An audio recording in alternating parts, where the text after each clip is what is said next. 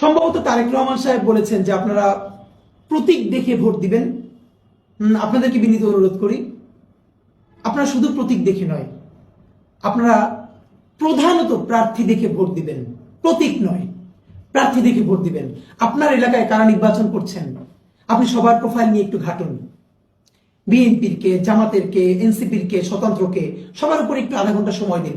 দেখেন, একবার ভালো একটা মানুষকে ভোট দিবেন, 5টা বছর ভালো থাকবেন, আপনি ভালো থাকবেন, আপনার পরিবার ভালো থাকবে, আপনার এলাকা ভালো থাকবে, আপনার দেশটা ভালো থাকবে। আর আপনি যদি ভুল সিলেকশন করেন, আমরা কেউ ভালো থাকবো না। আমরা যদি সবাই বেছে বেছে যোগ্য লোকটাকে, যোগ্য প্রার্থীকে ভোট দেই, সে বিএনপির হোক, জামাতের হোক, এনসিপির হোক এবং স্বতন্ত্র হোক, যে দল থেকেই হোক, তাহলে যোগ্য মানুষগুলো যদি গিয়ে সংসদে দাঁড়ায়, আপনি ভাবেন তো আমাদের সংসদটা হয়ে উঠবে যোগ্য মানুষদের একটা কারখানা।